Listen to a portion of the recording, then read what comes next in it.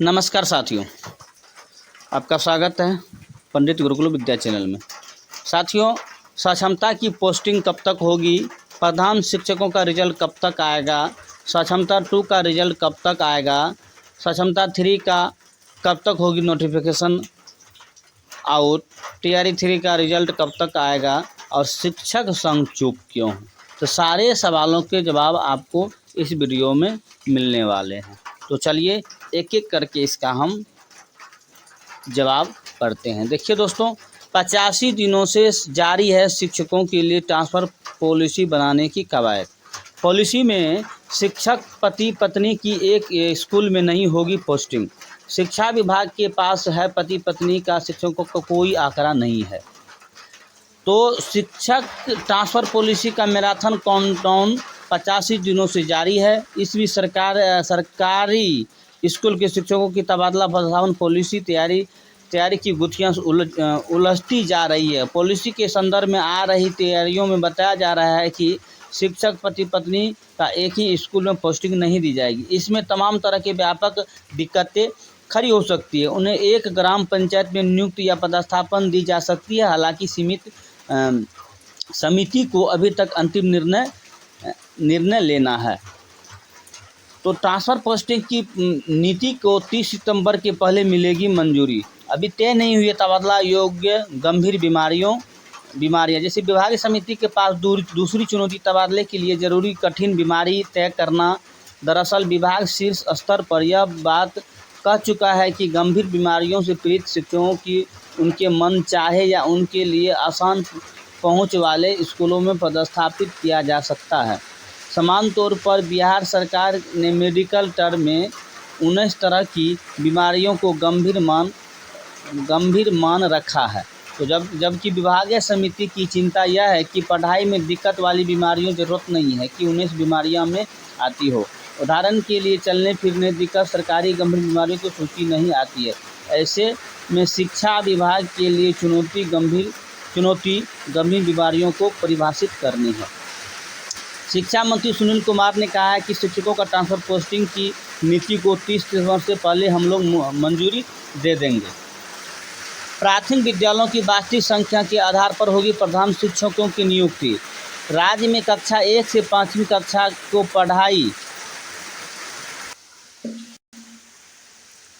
राज्य में कक्षा 1 से 5वीं कक्षा में पढ़ाई वाले सरकारी प्राथमिक विद्यालयों में प्रधान शिक्षकों की नियुक्ति से ऐसे विद्यालयों की वास्तविक संख्या के आधार पर होगी। इसके आधार पर ही सभी जिला में आरक्षण रोस्टर का निर्धारण होगा। इसके मध्य में प्राथमिक निजी निदेशक पंकज कुमार ने बुधवार को राज्य के सभी जिला शिक्षा पदाधिकारी एवं जिला कार्यक्रम पदाधिकारी स्थापना को निर्देश दिया है कि जिले में प्रधान शिक्षक पद की संख्या का निर्धारण कक्षा 1 से 5वीं कक्षा तक की पढ़ाई वाले प्राथमिक विद्यालयों की वास्तविक संख्या के आधार पर करते हुए इसे ई शिक्षा पोर्टल पर अद्यतन करे एवं तदनुसार आरक्षण रोस्टर तैयार कर जिला अधिकारी के अनुमोदन कराकर भेजे। खास बात यह है कि इसके लिए जिला शिक्षा पदाधिकारी एवं जिला कार्यक्रम पदाधिकारी स्थापना को बुधवार तक का ही समय दिए गए हैं।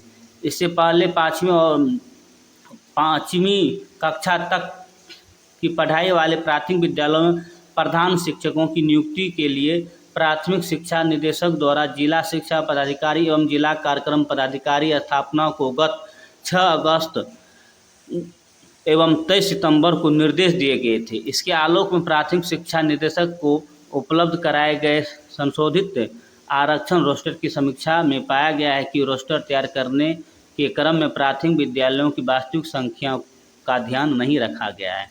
तो अब ई शिक्षा पोर्टल पर इसको अपडेट करना होगा। तो देखिए अब क्या होती है। आपको याद दिला दूं कि राज्य में 1 से 5वीं कक्षा वाले सभी सरकारी प्राथमिक विद्यालयों में पहली बार प्रधान शिक्षकों की नियुक्ति हो रही है। इसके लिए बिहार लोक सेवा आयोग द्वारा परीक्षा भी ली जा चुकी है। राज्य के सभी स्कूलों को मिलेंगे टैबलेट कंप्यूटर। प्रधानाध्यापक और शिक्षक करेंगे शिक्षण कार्य में उपयोग। छात्रों के पठन पाठन व अन्य गतिविधि में होगा इस्तेमाल। राज्य के सभी सरकारी स्कूलों को टैबलेट कंप्यूटर दिए जाएंगे। इसके प्रस्ताव शिक्षा विभाग ने तैयार कर लिया है। अब इस पर लोक वित्त समिति की स्वीकृति ली जा रही है। इसके बाद राज्य में कैबिनेट की मंजूरी लेकर योजना लागू कर दी जाएगी। स्कूलों में छात्र छात्राओं को गुणवत्तापूर्ण शिक्षा देने की योजना के अंतर्गत शिक्षा विभाग ने ऐसा निर्णय लिया है। विभाग द्वारा तैयार प्रस्ताव में टैबलेट के उपयोग के बारे में भी बताया गया है कि इसके कहा गया कि ये टैबलेट स्कूल में संपत्ति होगी और स्कूल के प्रधानाध्यापक और शिक्षक द्वारा छात्र छात्रों को पठन पाठन में इसका उपयोग किया जाएगा। साथ ही स्कूल की अन्य गतिविधियों में भी इसका इस्तेमाल होगा। प्रधानाध्यापक द्वारा टैबलेट में सिम भी लगाया जाएगा। सिम रिचार्ज कराने पर होने वाले खर्च कंपोजिट स्कूल ग्रांट की राशि से की जाएगी। तो इसकी सुरक्षा एवं रखरखाव की पूरी जिम्मेदारी प्रधानाध्यापक की होगी। शिक्षा मंत्री ने कहा, उदार नीति बना रहा है शिक्षा विभाग। शिक्षकों की तबादला नीति 30 से पहले तैयार। करीब तबादला नीति बनाने की प्रक्रिया बिल्कुल अंतिम चरण में है। इसी आधार पर शिक्षकों का पदस्थापन और स्थानांतरण किया जाएगा। दिव्यांग असाध्य रोगों से पीड़ित और महिला शिक्षकों का विशेष ध्यान रखेंगे। सेवानिवृत्त की कगार पर पहुंचे शिक्षकों का भी ध्यान रखा जाएगा। करीब 1,87,000 शिक्षकों को बुलाया गया था काउंसिलिंग में। इसमें 1.5 लाख शिक्षक ही पहुंच पाए हैं। लगभग 37,000 शिक्षकों को अभी तक नहीं हुआ है काउंसिलिंग। शिक्षा विभाग का कहना है कि 37,000 शिक्षकों का जो काउंसिलिंग है तो उनके आधार नंबर अथवा प्रमाण पत्रों में जो त्रुटि है कैसे दूर किया जा सके और इन शिक्षकों की नए सिरे से स्कूलों में पदस्थापन हो जाने के बाद इन्हें सरकारी शिक्षक का दर्जा मिल जाएगा। इसके बाद ये विशिष्ट शिक्षक कहलाएंगे। तो इसका भी बहुत ज़रूरी है काउंसलिंग करवाना। 5.5 लाख शिक्षक अभी कार्यरत है पूरे बिहार में। सभी स्कूलों को मिलेंगे टैबलेट और उसके बाद TRE 3 का रिजल्ट आपको जो है अक्टूबर के सेकेंड वीक में आने की संभावना है। और सक्षमता 3 का नोटिफिकेशन अभी किसी तरह का नहीं है। जैसे नोटिफिकेशन आता है तो आप लोग को सूचित कर दिया जाएगा।